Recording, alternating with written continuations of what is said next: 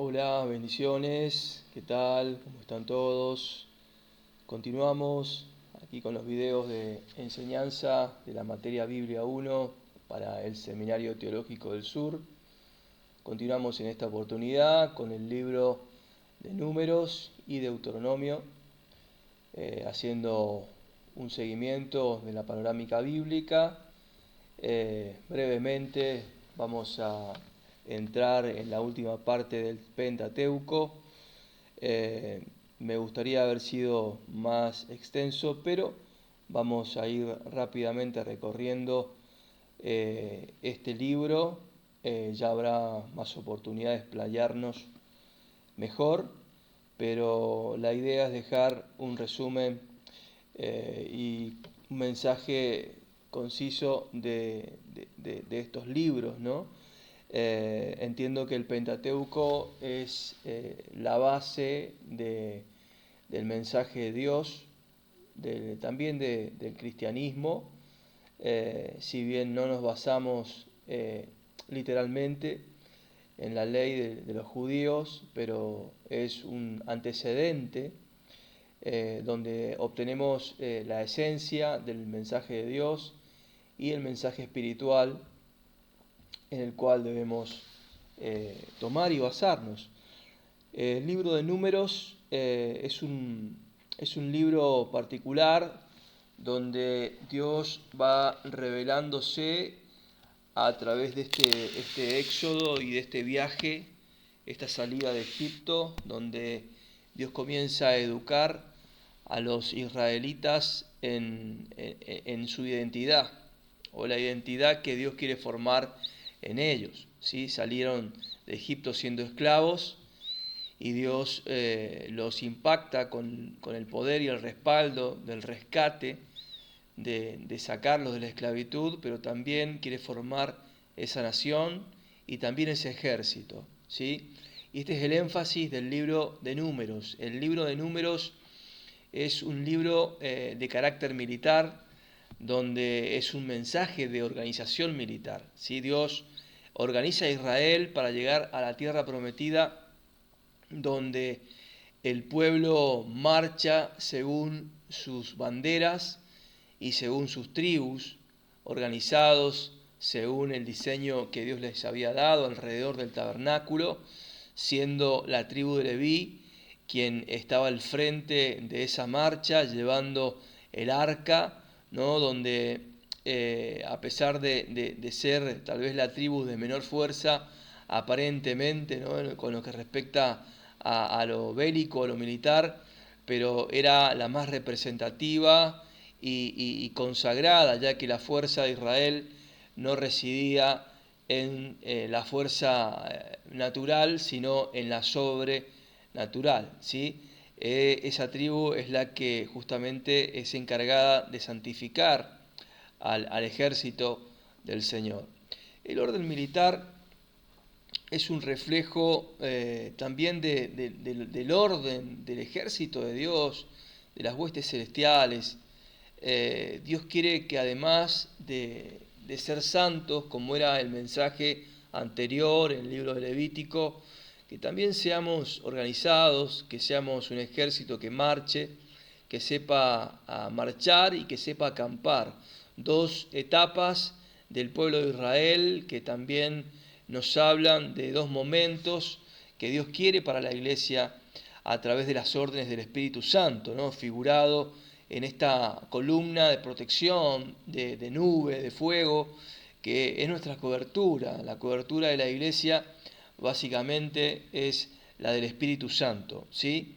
La iglesia también debe moverse y organizarse ordenadamente. Es un mensaje que debemos rescatar de este libro, ¿sí? Al margen de todo lo que podemos ver, todas las leyes nuevas también, o las que se repiten, y las batallas y la marcha hasta llegar, ¿no? Ahí casi a Canaán, en la frontera, pero tenemos que tener en claro que la marcha es un constante mensaje del Señor, ¿no? Generar ese sonido de una iglesia también que es como un ejército ordenado, como dice Cantares 6:10, que viene del desierto ordenada, como un ejército en orden, ¿sí? Jesucristo es ese que regresa a la tierra con una iglesia que entiende también este sentir de Dios, que tenemos que ser obedientes a la marcha de Dios. El libro de Números es básicamente el antípodas del libro de Jueces, donde había un desorden en lo que tiene que ver a la unidad de mando, donde cada tribu hacía lo que mejor le parecía, ¿no? Donde tal vez el sacerdocio de Leví andaba vagando sin un sustento o sin un diseño de orden del pueblo, ¿no? Luego lo vamos a ver eso, pero el libro de Números comienza justamente haciendo un censo y lo que se descubre y el dato que surge es que habían 603.550 varones de más de 20 años, o sea que la edad era justamente para discriminar la gente apta para la guerra, ¿sí? Es un enfoque militar, ¿sí? Donde el campamento se ordena de la manera que Dios y Moisés, ¿no? lo determinan, la tribu de Judá, Isaacar y Zabulón al frente, ahí en la marcha, esa tribu que estaba, ¿no? Luego la de Rubén, Simeón, Gad, entre medio estaba los gersonitas, los levitas y los meraritas que llevaban el tabernáculo, llevaban la parte de las telas, ¿no? Luego venían estas tribus y luego los coatitas que llevaban el mobiliario del tabernáculo, ¿sí?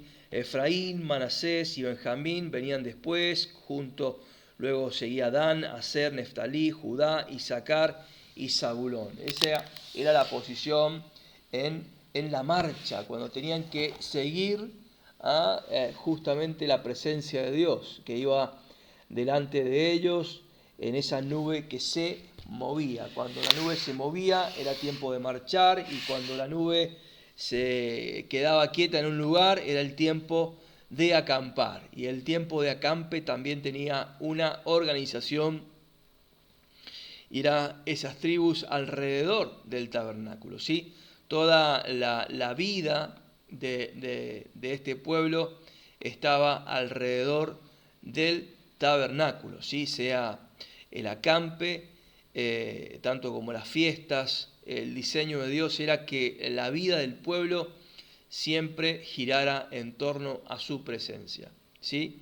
El Señor establece dos instrumentos que eran los instrumentos de convocatoria, que son las trompetas de plata, ¿no? Donde eran los instrumentos de marcha, de convocatoria para el pueblo, y depende de los toques de trompeta, era que si era el pueblo o los príncipes solamente los que eran convocados, ¿no?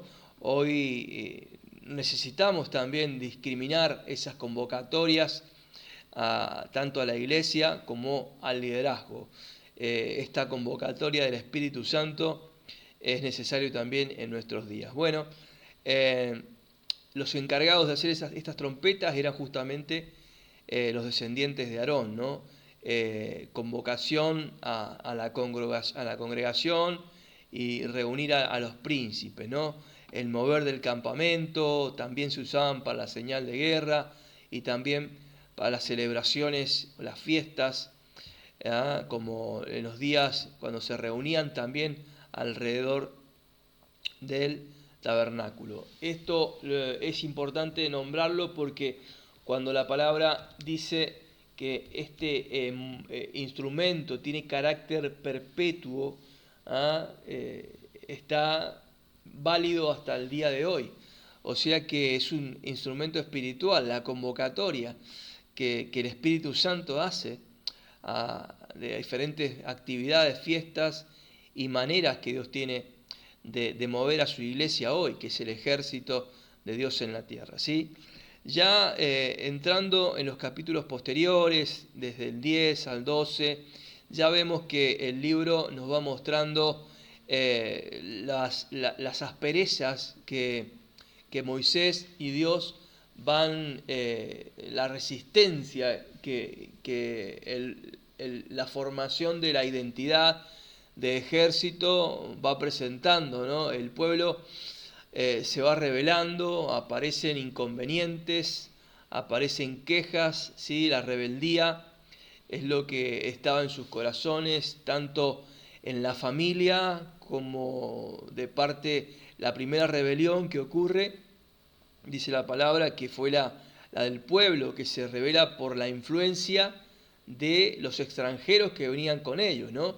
Hay personas que escaparon de Egipto por conveniencia o por convencimiento, pero que no eran parte del pueblo, ¿sí?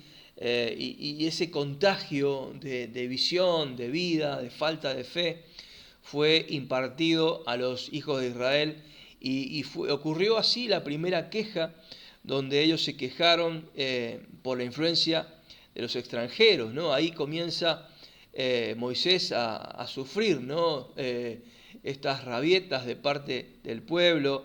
También luego ocurre la rebeldía de María y Aarón, ¿no? La rebeldía de los familiares que se oponían buscando una excusa personal en Moisés a causa de su esposa, que había escogido una mujer hija de la tribu de Cus, que era el hijo de Cam, ¿no? Aquel que fue maldecido por Noé. Habrán tenido ese argumento para decir, no, esta mujer no puede estar con nosotros, y cuestionaron la elección personal y lo que Dios había establecido para Moisés, ¿no? La mujer de Moisés.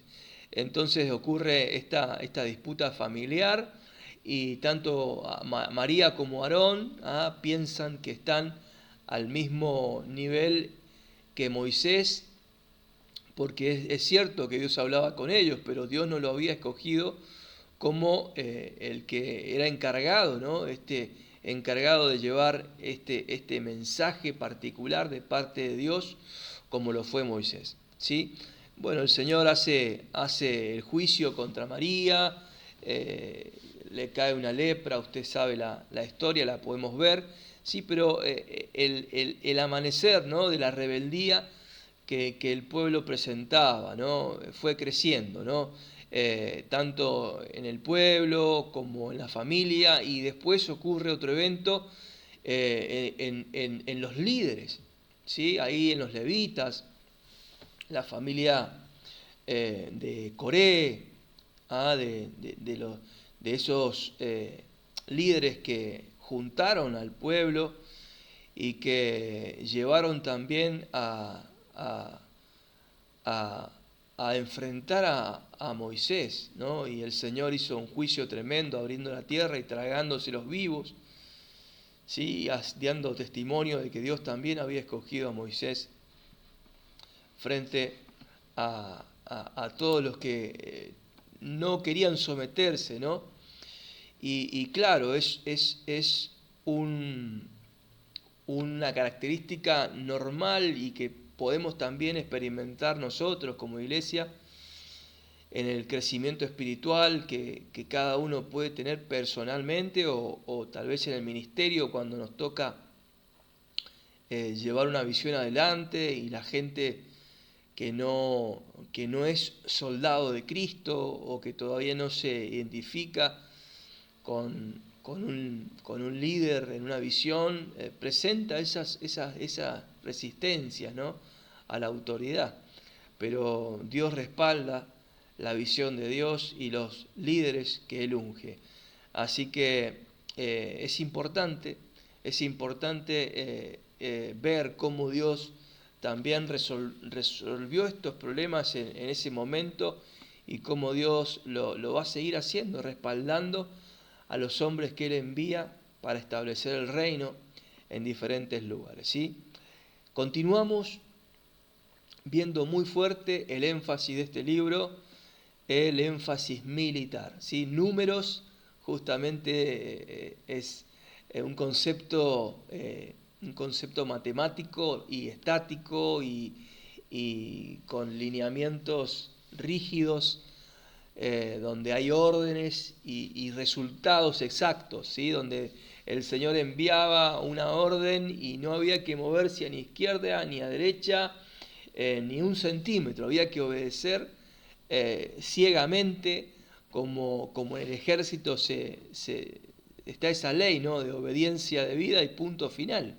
Es una obediencia del soldado, y también en el reino de Dios, cuando hay empresas de conquista y guerras y tantas cosas que tenemos que lograr como cuerpo de Cristo, es un concepto que es muy difícil de madurar y que se vuelven a repetir los mismos elementos que vemos aquí como un estado histórico, pero que aparecen en la práctica cuando cualquiera de nosotros puede llegar a ejecutar una visión de Dios. Así que es muy práctico el libro de Números. De hecho es una receta para resolver determinados problemas que hoy la iglesia no ha resuelto. Así que bueno, estos incidentes de quejas y murmuraciones, que el pueblo se queja en las dificultades del desierto, mostrando ingratitud, mostrando falta de fe o irreverencia o soberbia de parte de los líderes, ¿sí?, contra el profeta, el incidente que hay ahí en la administración del incienso.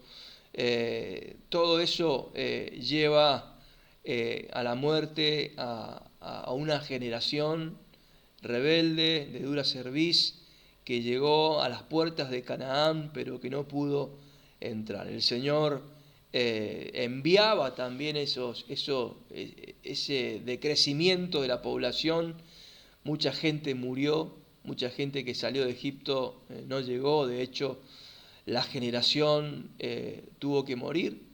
Estuvieron a las puertas en el desierto, ahí en Cades Barnea, y no pudieron entrar, no pudieron avanzar la frontera del Jordán.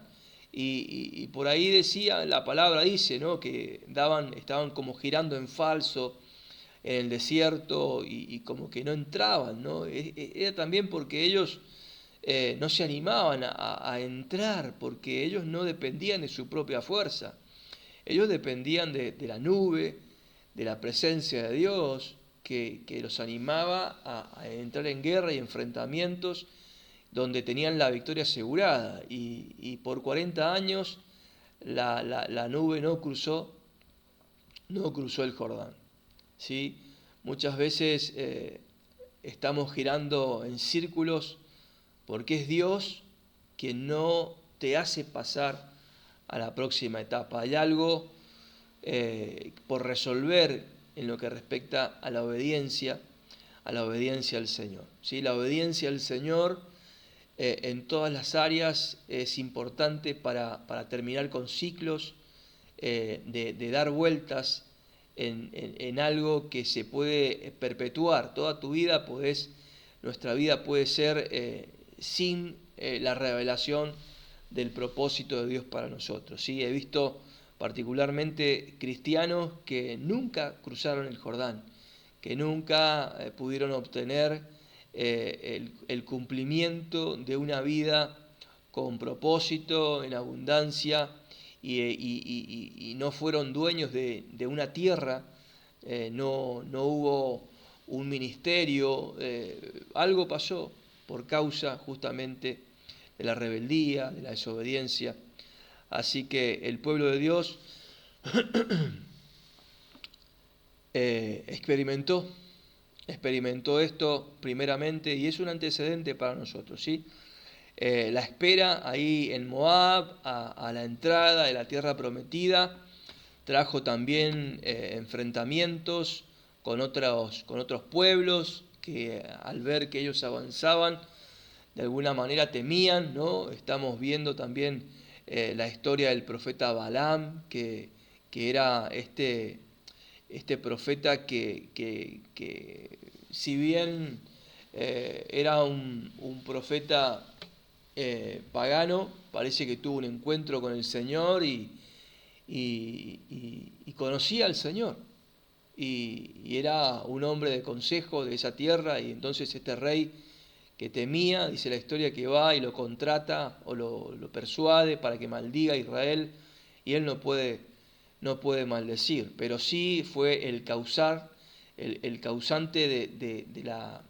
de incitar al pueblo al pecado, ¿sí?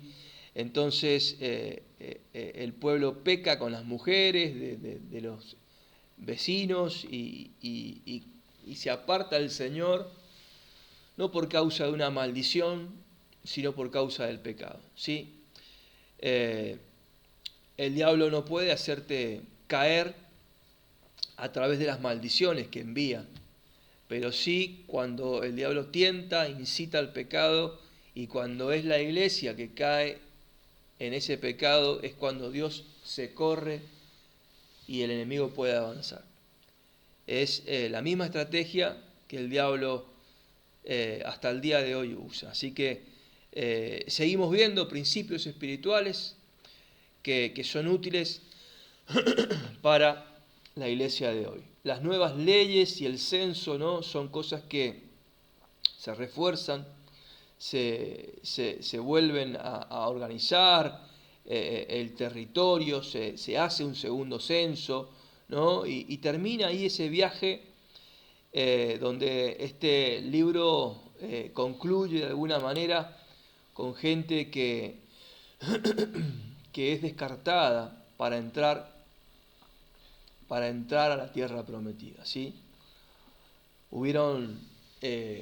Moisés dice que escogió de las 12 tribus los mejores, ¿ah?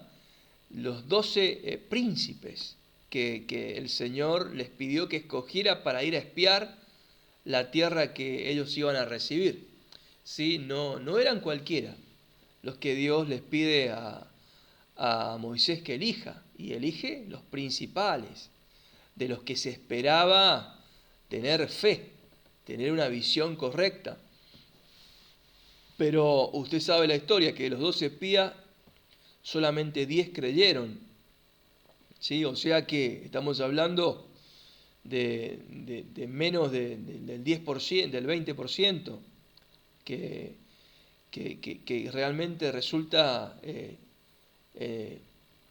llama la atención, ¿no? Que también es algo que hasta el día de hoy se perpetúa. No es el mayor porcentaje de las congregaciones aún, de la gente espiritual, la gente que decide realmente mirar con los ojos de Dios y que se anima a las grandes conquistas que ya están dadas en Dios. Las victorias ya están dadas en Dios, ¿sí? El Señor nos sigue diciendo que son muchos los llamados y pocos los escogidos. El Señor sigue hablando que solamente 2 de 12 de los mejores creyeron, Josué y Caleb, ¿sí? Los demás veían a los hijos de Anac, los gigantes, y tenían miedo y solo veían impedimentos, ¿sí? Hoy podemos ver muchos gigantes, muchos impedimentos para hacer las cosas que Dios nos pide, la falta de recursos, la oposición de la gente que tal vez tiene recursos, a los que están encargados a veces de franquear el paso, de dar permiso, gente con influencia, con dinero, que tal vez son los gigantes de hoy, ¿no?, que se adueñan de las tierras, pero que también son enemigos del Evangelio. Y ellos, el Señor también los hace caer, ¿sí? Por eso es la fe que tenemos que tener para emprender también la obra de Dios, ¿sí? Luego de este incidente, el Señor realmente decide descartar a esta generación. 40 años en el desierto pasaron y hubo un cambio generacional y murió mucha gente y nació mucha gente también, ¿sí? El libro de Números quiero decirte y dejarte este mensaje.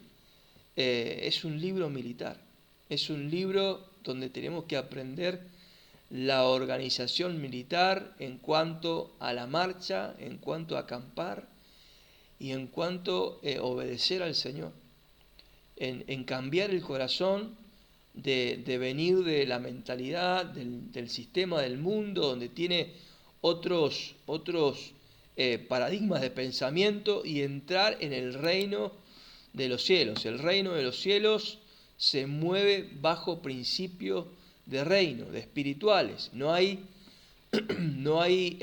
democracia en el reino de los cielos. Tenemos que saber que no es un reino donde hay autoridades elegidas por Dios, sino que hay autoridades puestas por Dios, que hay un trabajo de elección de Dios, no del hombre, y que Dios respalda a los hombres que Él envía, y que debemos aprender también ese principio. Ese es un principio que el libro de Números nos da por gracia, ¿sí?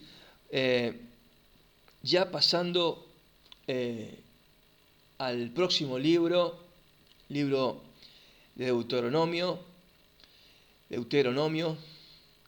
El libro de Deuteronomio es una serie de discursos donde ya Moisés se comienza a despedir de esta generación y se dirige a la nueva generación de creyentes que crecieron en el desierto antes de entrar a la tierra prometida. Están al límite de cruzar ese Jordán, y Moisés comienza a dar una segunda versión o un resumen de la ley que el Señor ya había dado por su boca, y Moisés comienza también a recordar otra vez, a hacer un trabajo de repetición de la historia del pueblo, desde que salen de Egipto, desde dónde vienen y hacia dónde van, ¿sí? Él comienza otra vez a enfatizar la importancia de los mandamientos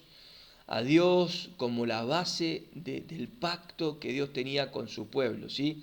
A advertir también de las consecuencias de la desobediencia, de todas las bendiciones que el Señor pone delante de ellos, y también de las maldiciones que hay por causa de la desobediencia. Este libro de Deuteronomio termina ahí con la designación de Josué como el sucesor de Moisés, con el canto de Moisés y con las bendiciones, hasta la despedida ahí en el monte Nebo, cuando Moisés ve la tierra pero no puede entrar en ella. Todo esto es lo que nos relata, ¿no?, el libro de Deuteronomio, ¿sí? Este libro justamente significa la segunda ley o la repetición de la ley, ¿sí? Ya que, como te decía, Moisés vuelve otra vez como un maestro que a veces en las enseñanzas, en la repetición, está la afirmación de los conceptos, ¿sí? Dios usa esta misma estrategia, lo vemos en la Biblia, muchas veces repitiendo el mismo concepto en distintos libros. Cuando hay esas vinculaciones de libro a libro, es justamente esta didáctica del Señor de reforzarnos estos primeros principios que están en estos primeros libros. Estos primeros principios usted lo va a ver en los evangelios, en los discursos del Señor, en las cartas apostólicas, aún en los profetas. Están apuntando a mantener vigente todo el consejo y el espíritu de Dios que se está impregnado en este primer mensaje del pueblo de Israel, ¿sí? La obediencia, la santidad, la fe para ver y confiar en el Señor, tantas advertencias que el Señor reiteradamente hace en cuanto a la idolatría, que es el primer mandamiento, uno de los primeros mandamientos que el Señor pide, ¿no? Esa forma de combatirla de una manera radical, donde no hay que darle ni un mínimo de ápice de tolerancia a los ídolos de los pueblos paganos vecinos, porque ahí es el escondite de los demonios, ¿sí? Hasta el día de hoy vemos este principio en la iglesia que Dios pide, ¿no? La destrucción de toda contaminación que tiene que ver con el ocultismo, con la brujería, que hoy sigue tratando de meterse siempre en la iglesia, ¿sí? Los ministros de Dios tenemos esa constante lucha de ver gente que viene desde esos lugares y pretende un reconocimiento y pretende meterse con ciertas sutilezas hasta ser reconocido como tal vez un profeta o tal vez un ministro. Esa es la presunción y el deseo, ¿no? de estas fuerzas de idolatría que hicieron caer reiteradas veces al pueblo de Israel y que todavía están tergiversando las cosas santas de la palabra de Dios en nuestros días, ¿sí? Distintos puntos débiles que tiene la iglesia en determinados puntos donde el golpe certero de las tinieblas es la idolatría metida de alguna manera en el mensaje de la iglesia, ¿no? Que tenemos que aprender a detectarla y ser realmente duros con todo lo que tiene que ver con la idolatría en la iglesia, ¿sí? El libro de Deuteronomio realmente es bien claro con respecto a esto y bueno, Moisés recalca la fidelidad a Dios en todo momento, una exhortación a la obediencia, ¿sí? El libro insta a los israelitas a amar y obedecer a Dios de corazón, ¿sí?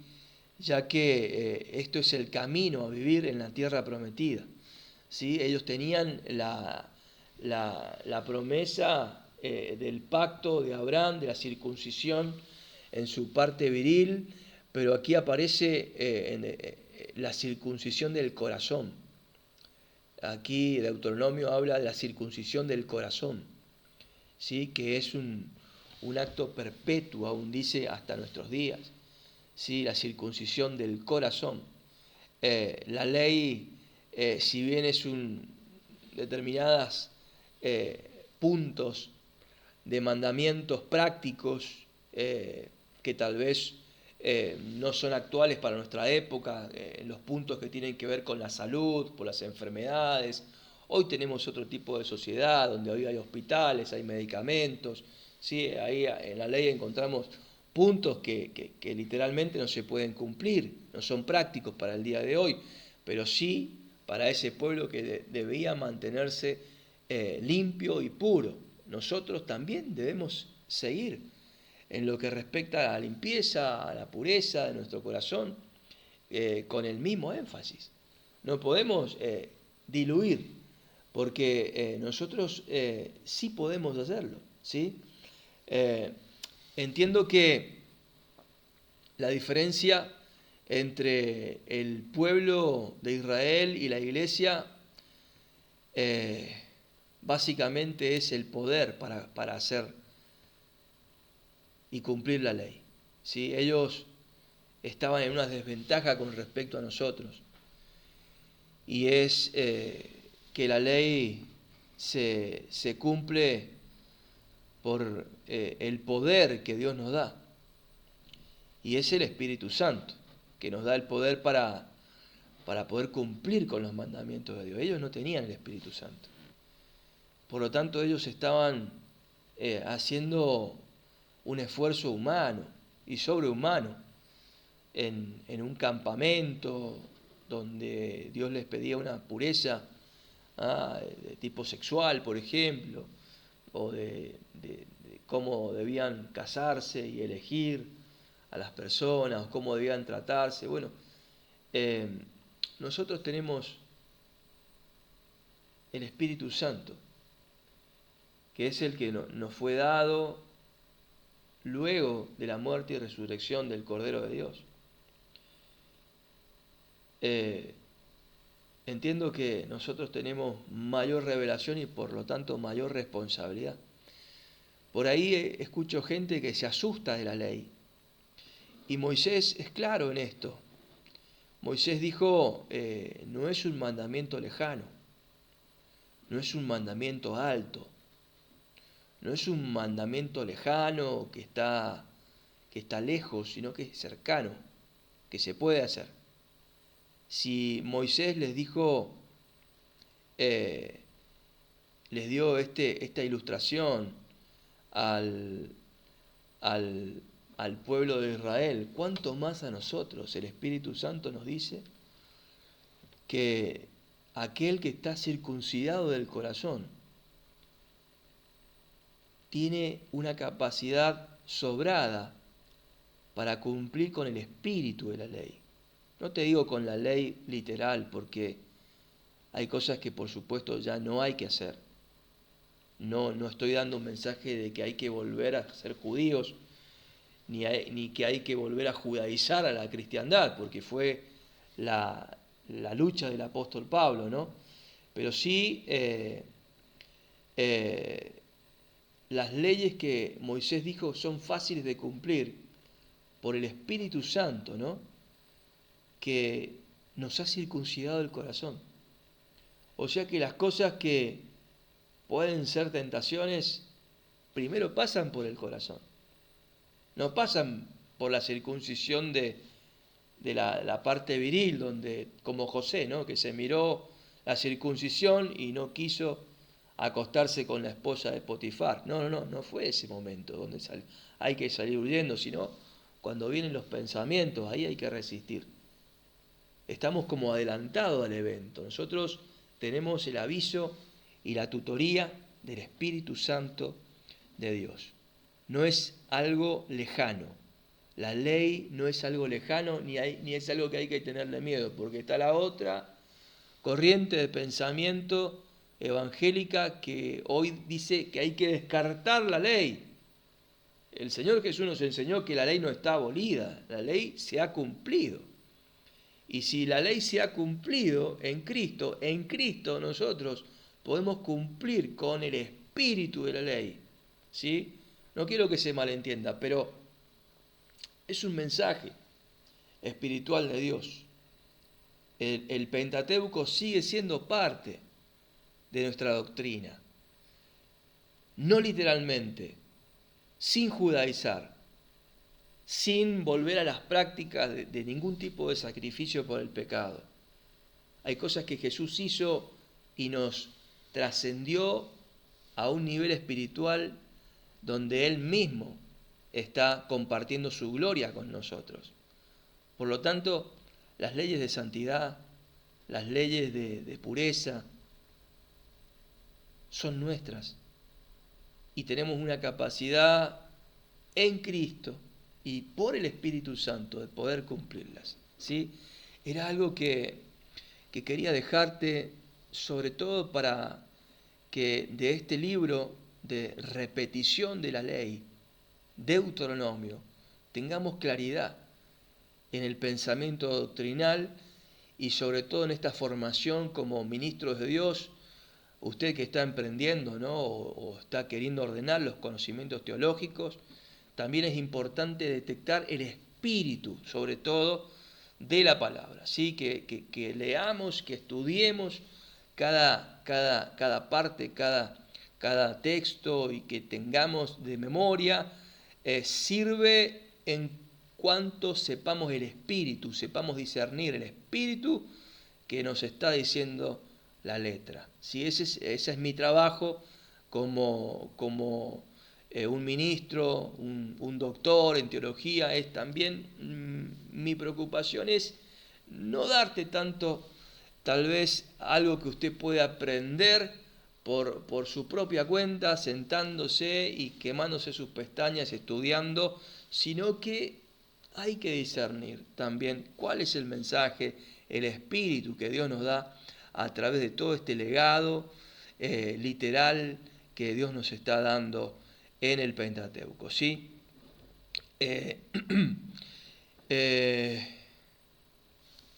Esto es como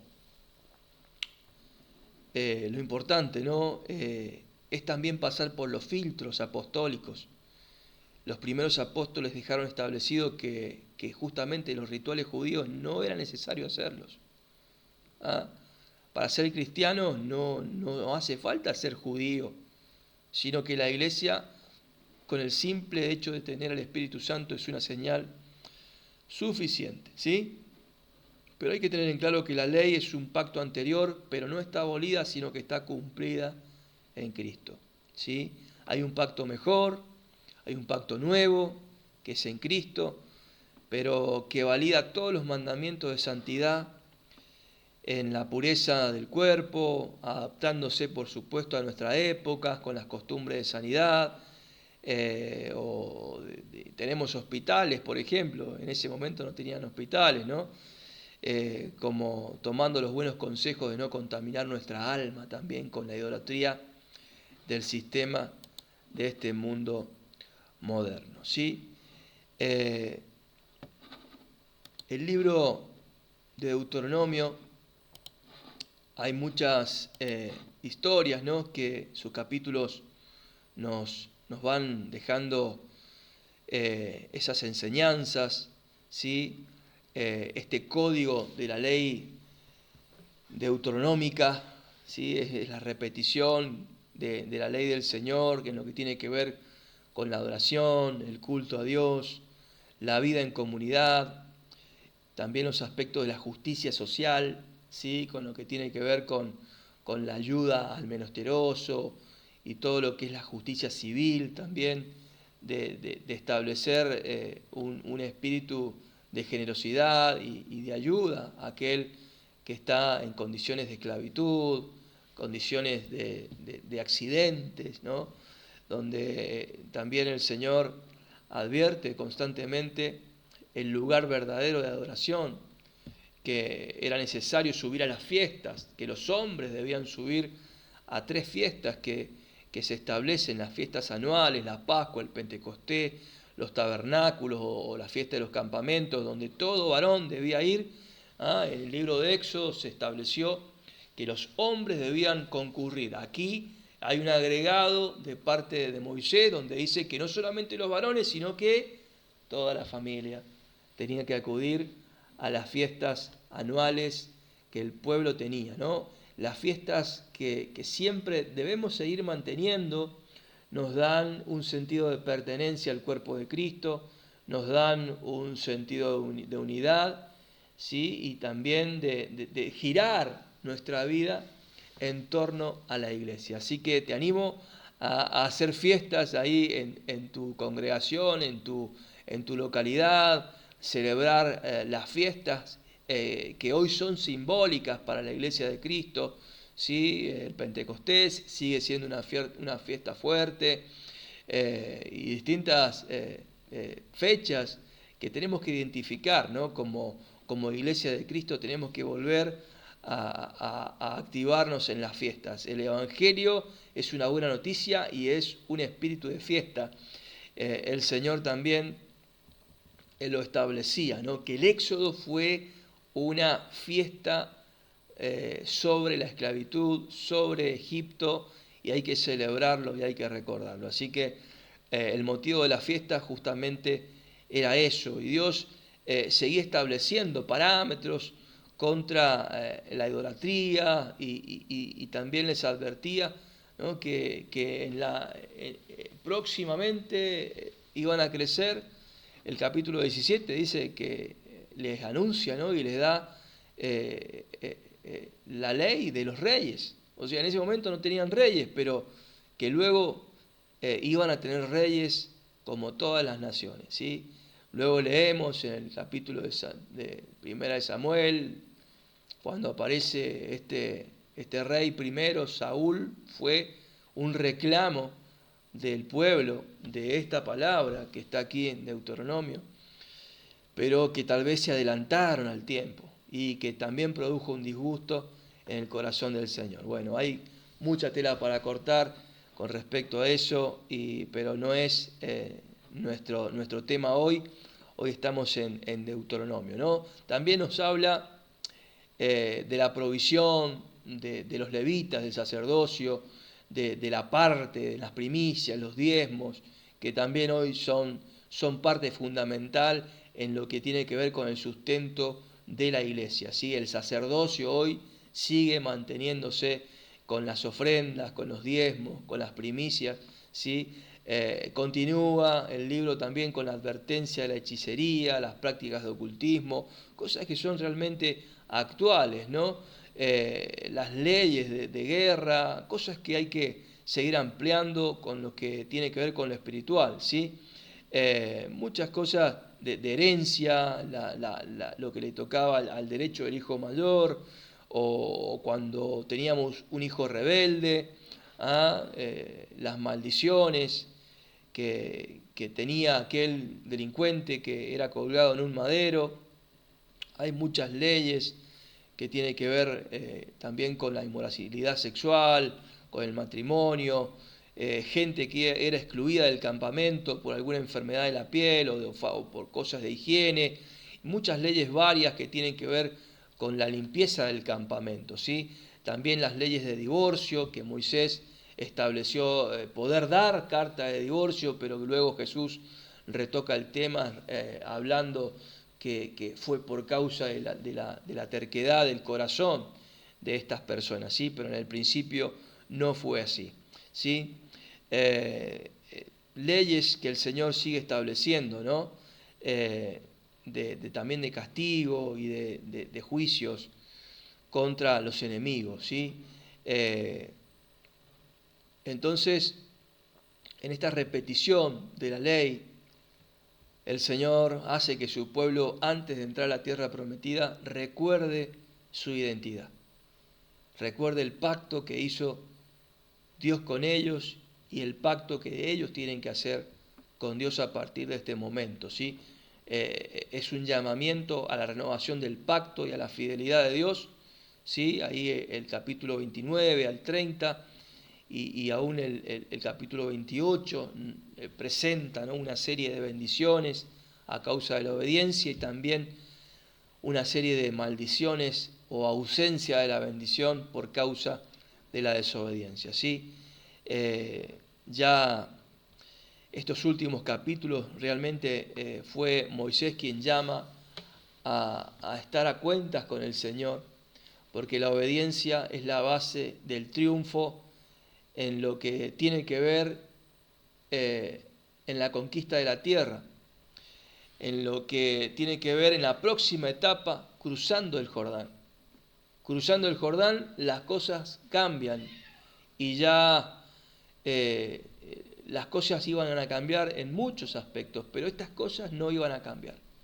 Entonces Moisés se despide, ¿no?, en este fuerte énfasis a la obediencia, al pacto de Dios, a la santidad, a la limpieza, a la pureza del corazón, desarraigar la idolatría, que tengan presente que somos un pueblo exclusivo, que somos un pueblo consagrado, donde Dios se ha dedicado a nosotros y que nosotros tenemos que devolverle esa misma consagración y también consagrar nuestra vida para Él. ¿Sí? El Señor está dispuesto a bendecirte y a bendecirme en gran manera con lo que tiene que ver con sus promesas, pero una condición fundamental es que yo mantenga mi identidad, mi santidad y mi dedicación exclusiva para Él, ¿sí? Ya en los últimos capítulos Moisés se despide y también se despide como todo patriarca, bendiciendo, cantando, y así se va al monte Nebo y también el libro nos nos habla, ¿no?, del traspaso de su liderazgo a ese discípulo que él tenía, que fue Josué, que fue también una elección de Dios y que Dios estableció, ¿no? No fue Moisés ni siquiera quien estableció a su sucesor, sino que fue Dios, ¿sí? Es un punto también importante, ¿no?, en las sucesiones ministeriales, que no tiene que ser el hombre, sino que tiene que ser Dios quien da el visto bueno a los hombres que siguen los ministerios y las empresas divinas en la tierra, ¿sí? Entonces Moisés dijo, ¿no?, y quiero repetirlo, ¿no? Moisés dijo, esto no es tan fácil, no es tan difícil, perdón, como usted piensa. Esto está más fácil de lo que usted cree, está cerca. No está en el cielo para que sea un lugar imposible de alcanzar, sino que está aquí entre nosotros. Es algo que realmente era algo posible y hoy más posible que nunca, ¿sí? Bueno, esta es la clase de estos dos libros y ya terminamos con estos libros, ¿no?, Números y Deuteronomio, dos libros que finalizan el Pentateuco, y quería darte el espíritu de estos libros, hablar los temas que particularmente a mí me parecen importantes. Ya vamos a hablar los pormenores o los detalles de estos libros tal vez en clases posteriores, y vamos a ver vinculaciones a estos libros en las historias, en los demás libros también bíblicos, y va a haber más tiempo para explayarnos. La verdad que siempre no es poco el tiempo para hablar de la palabra de Dios, pero vamos a correr de ahora en más en los próximos libros, vamos a resumir más los otros libros, la parte histórica, la parte que siempre la historia, ¿no?, fue un desfasaje o acierto con lo que respecta a estos libros primeros del pueblo de Dios. Por eso son importantes y quería darle ese énfasis, ese tiempo de importancia. Bueno, me despido, te saludo, te bendigo desde aquí, y bueno, nos vemos pronto en los próximos videos, aquí continuando con esta materia Biblia 1 en el Seminario Teológico del Sur. Dios te bendiga, será hasta la próxima.